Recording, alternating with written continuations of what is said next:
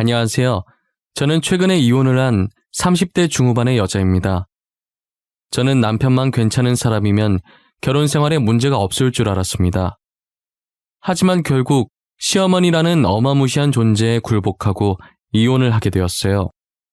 지금 생각해보니 그냥 남편을 봐서라도 참을 걸 그랬나 싶고 제가 예민했나 싶기도 해요. 그렇지만 이혼을 하지 않으면 남편이 시댁과 연을 끊지 않는 이상 시어머니와는 계속 부딪혀야 하니까 어쩔 수 없는 선택이었던 것 같아요. 저희 시어머니는 정말 허영심으로 똘똘 뭉쳐있는 분이었어요. 겉모습은 꽤나 있는 사람 같지만 실상은 쥐뿔도 없는 사람이셨어요. 일단 제 이야기부터 시작해볼게요. 저는 어렸을 때 아버지께서 병으로 일찍 돌아가셨었어요. 아버지께서는 모태 짠돌이셨는데 용돈 받던 시절부터 죽는 날까지 최대한 아끼면서 모아둔 재산이 정말 많았어요. 어머니께서는 늘 그런 아버지를 보고 죽어서 들고 갈 것도 아닌데 왜 이렇게 미련하냐고 했지만 사람 일은 모르는 것이라면서 자신이 갑자기 사라지게 되면 남은 가족들은 어떻게 하냐고 하셨었어요. 그렇게 모아오신 아버지 돈으로 가족을 먹여 살려야 하니 어머니께서 일을 시작하셨어요. 어머니께서는 할 수 있는 게 요리뿐이라며 분식집을 조그맣게 운영하시게 되었죠. 대학로 쪽에서 일을 시작하셨는데 얼마 뒤 그 대학 근처에 초등학교도 생긴 거예요. 새로 생긴 초등학교 덕분에 점차 장사가 잘 되기 시작했었는데 조미료를 전혀 쓰지 않는 집으로 유명해져서 돈을 많이 벌게 되었어요. 오빠가 하나 있는데 짠돌이 아버지께서 오빠에게만 지원을 아끼지 않았었고 저는 딸이라고 학교만 다니고 따로 학원을 다니지 않았었습니다. 대신 오빠가 주말마다 제 공부를 따로 봐주곤 했었어요. 전교 1등 오빠를 둔 덕분에 저도 전교 1등까지는 아니더라도 항상 상위권에서 놀고 있었어요. 대학도 나름 알아주는 4년제에 입학을 하게 되었답니다. 어머니께서는 그런 제가 기특하다며 가게를 운영하시면서 아버지께서 못해줬던 것 이제라도 해주겠다며 등록금을 지원해 주셨어요. 저는 고등학생 때부터 패션에 관심이 많았어서 패션 디자인 학과를 나왔어요. 항상 저를 이쁘게 봐주셨던 교수님이 계셨는데 꼭 성공했으면 좋겠다는 인재라며 자신의 모든 인맥을 동원해서 제가 첫발을 잘 내디딜 수 있게 해주셨어요. 현재는 주얼리를 전문적으로 하면서 가끔 옷들도 외주를 받고 있어요. 제가 평소에는 안 그런데 업무에 있어서는 완벽주의자라 되게 까다롭고 엄격하지만 그만큼 일처리가 깔끔하니 다른 기업들이 좋아해 주시고 외주가 많이 들어오는 편이었어요. 동기들은 조금만 관심 받아도 더 유명해지고 싶어서 인터뷰가 들어오면 무조건 하더라고요. 저는 동기들 중에 제가 제일 유명했지만 얼굴이 알려지는 걸 별로 좋아하지 않는 성격이라 인터뷰가 들어와도 항상 거절하기 바빴어요. 괜히 구설수에 올라가는 게 싫어서 다른 사람들과 친목도 잘하지 않았었어요. 그래서 아는 사람들만 아는 디자이너로 업계에 유명했었죠.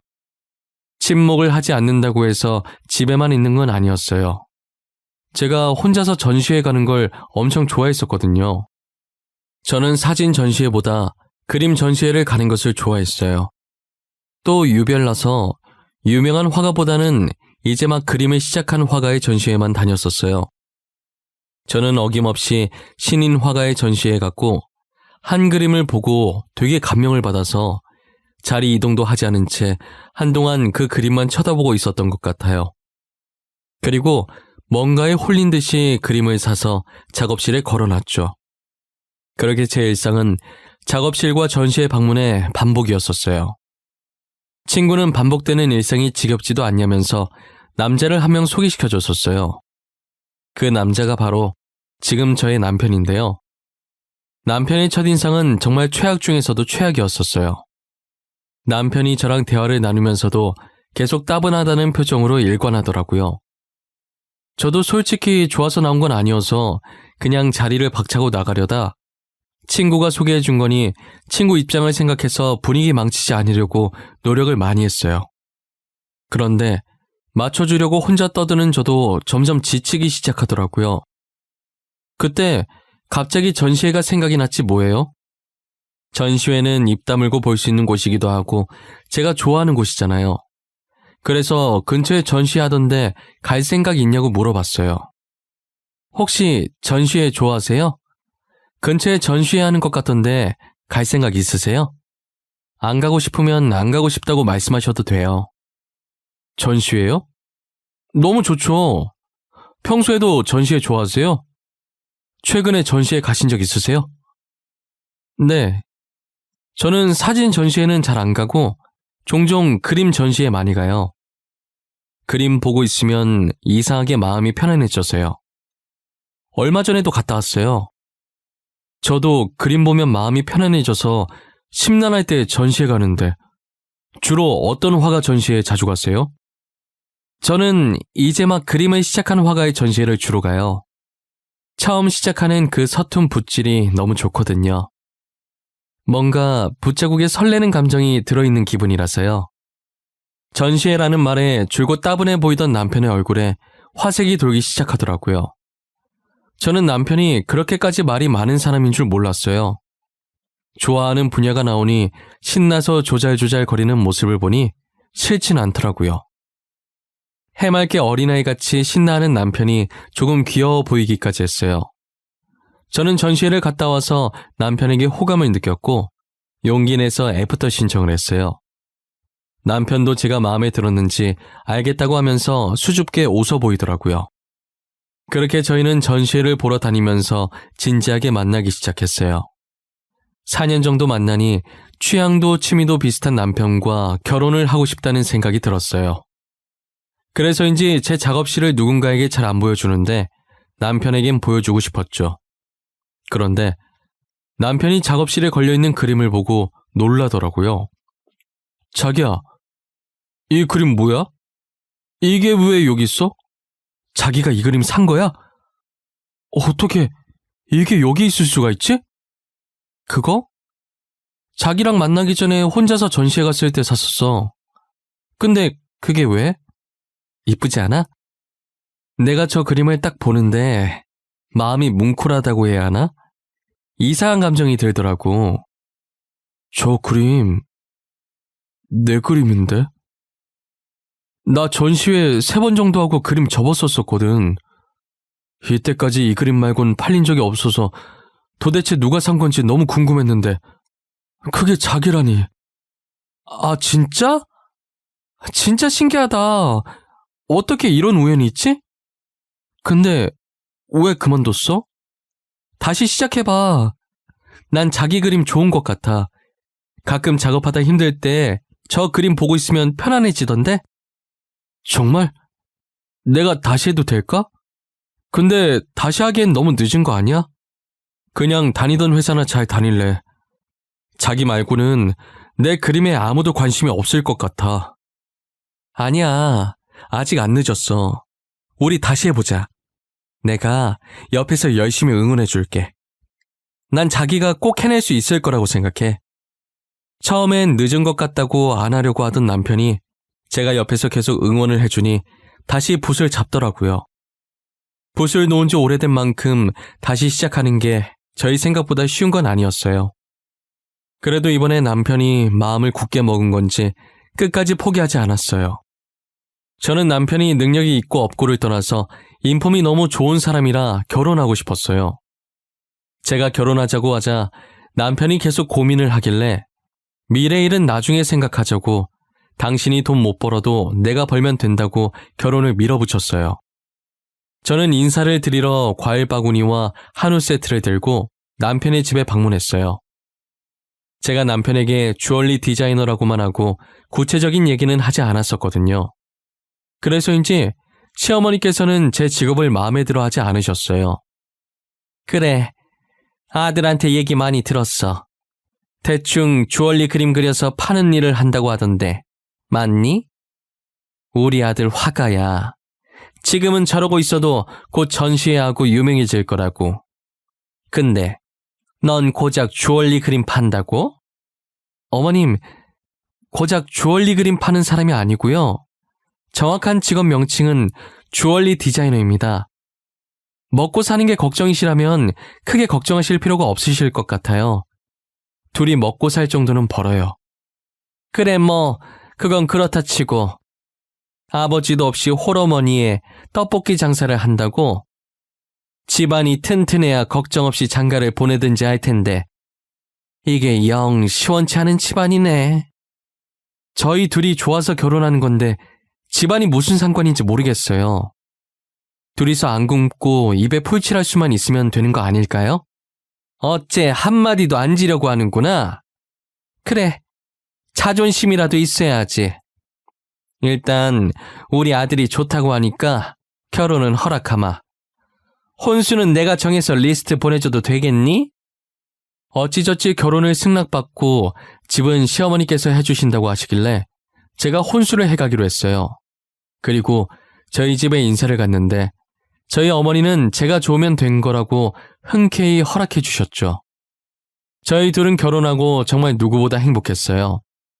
결혼하고 보니 남편은 제가 알고 있던 것보다 훨씬 더 좋은 사람이더라고요. 연애하던 시절보다 더 저를 아껴주고 사랑해 주었어요. 하지만 시어머니 때문에 저희 결혼 생활이 조금씩 삐그덕거리기 시작했죠. 시어머니께서는 자신의 친구들과 비교하면서 계속 겉모습에 치장을 하려고 하셨어요. 저는 초반에 제가 디자인한 주얼리들을 시어머니께 몇 번 선물로 해드린 적이 있어요. 그런데 시어머니께서는 제가 준 선물을 화장대에 아무렇게나 올려둔 채 잘 안 끼고 다니셨죠. 진짜 어쩌다 가끔 한 번씩 끼시곤 하셨어요. 저희가 원래 결혼할 때 돈 관리와 부모님 챙기는 건 각자 하는 걸로 합의 봤었거든요. 그래서 제가 잘 보이려고 초반에 선물로 좀 해드리다가 시간이 흐르면서 안 해줬었어요. 어차피 선물로 만들어서 드려봤자 아무렇게나 던져두고 잘 안 하시니까요. 시어머니께서는 값비싼 제품을 알아서 잘 사고 다니시길래 본인 돈으로 사는 건가 했죠. 결혼할 때 집도 바로 해주신 분이니 당연히 돈이 많은 집안이라고 생각했어요. 그런데 남편이 갑자기 월급 받으면 주겠다고 하면서 제게 돈을 빌리는 거예요. 여보, 진짜 미안한데 내가 월급 받으면 바로 줄 수 있거든? 나 돈 조금만 빌려주면 안 될까? 나 당장 쓸 돈이 없어서 그래. 당장 쓸 돈이 없다니? 지금까지 모아둔 돈 없어? 여태 돈도 안 모으고 뭐 한 거야? 우리 축의금 반만 나눈 건 어떻게 했는데 그것도 벌써 다 썼어? 아니, 사실 어머니가 돈 좀 달라고 하길래 줬어. 급하게 쓸 곳이 있다고 하길래. 진짜 급해 보이시더라고. 그래서 일단 드렸지. 뭐? 어머니가 그걸로 뭐 하신다고 하시던데. 급하게 어디다 쓰신다던데. 명품 사겠다고 저러는 거 아니야? 요즘 어머니 백화점을 자기 집 드나들 듯 하시던데.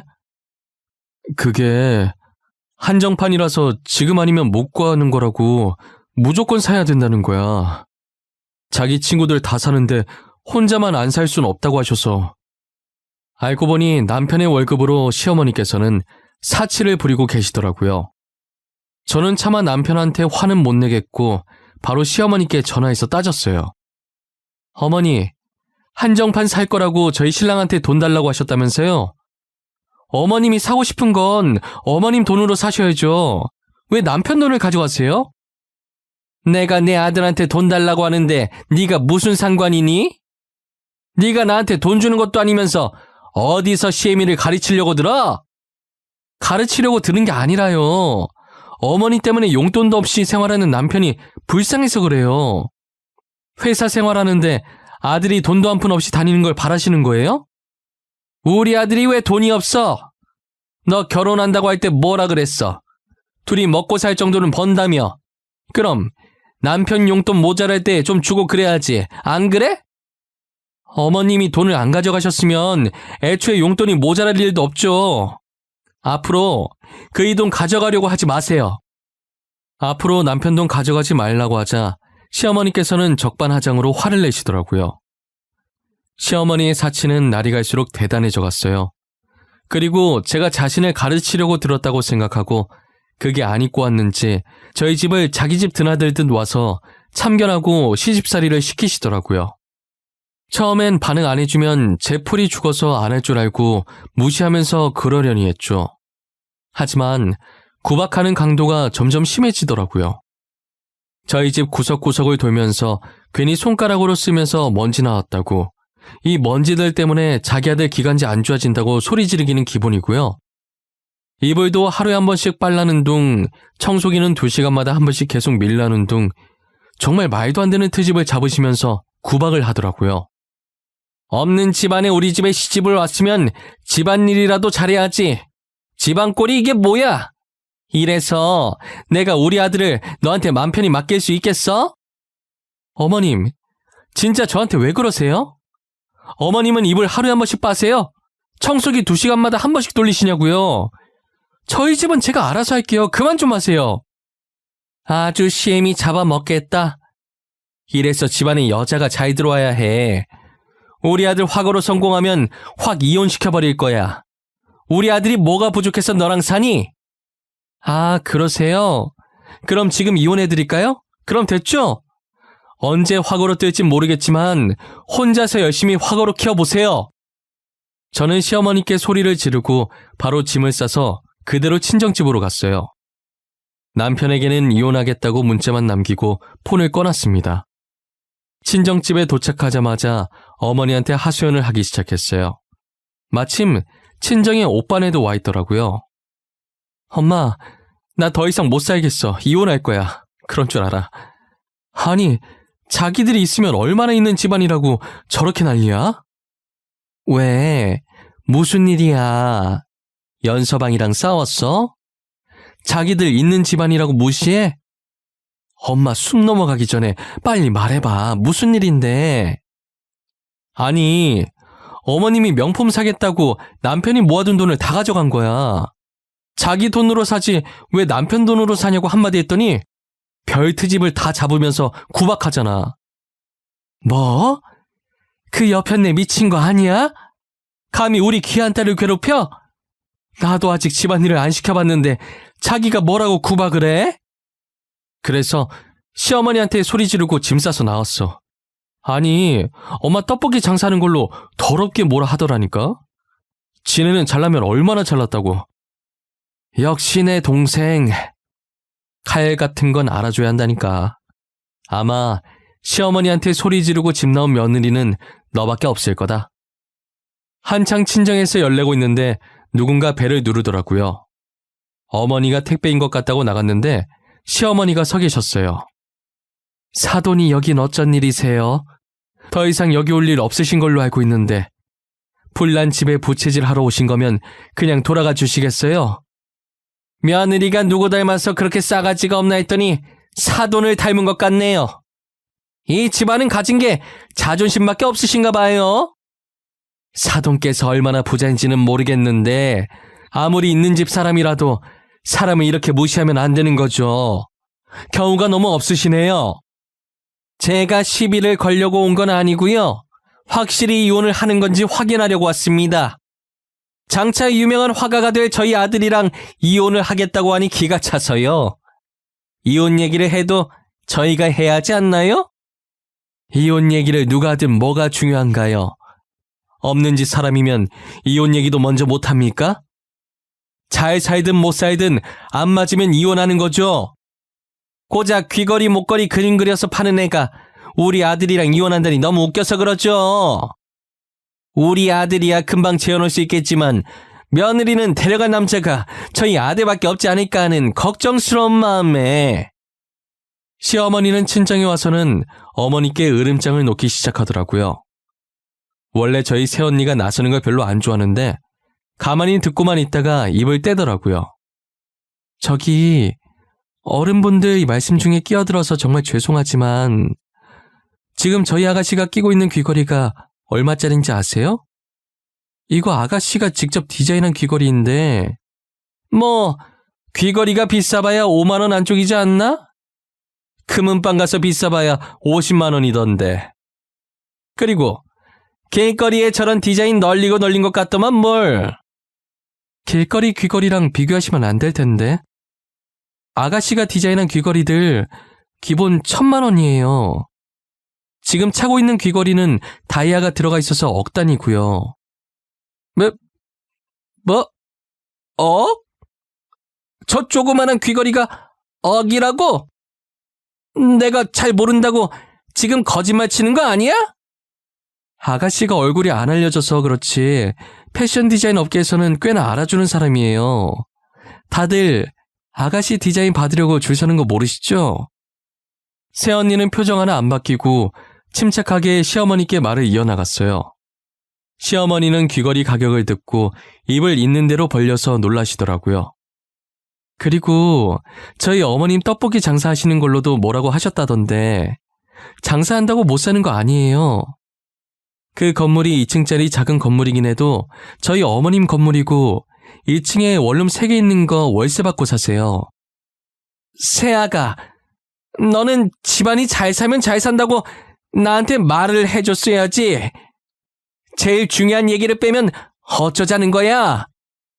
결혼은 둘이 좋아서 하는 건데 굳이 제 집안을 말할 필요가 있나요? 둘이서 잘 먹고 잘 사면 되는 거 아니냐고 결혼 전에도 제가 말했던 것 같은데요.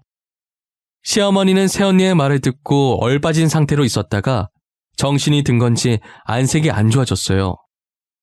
저희 집에 냉기가 도는 와중에 남편이 문자를 받고 뒤늦게 헐레벌떡 친정으로 들어왔어요. 그리고는 오자마자 시어머니를 붙잡고 무조건 잘못했다고 빌라고 하더라고요. 엄마, 내가 엄마 일칠 줄 알았어. 당장 잘못했다고 그래. 무조건 잘못했다고 하라고.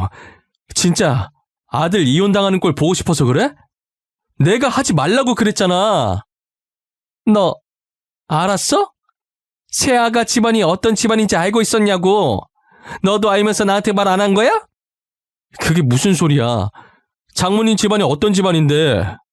나 모르는데? 나 한 번도 집사람이랑 집안 얘기한 적 없어.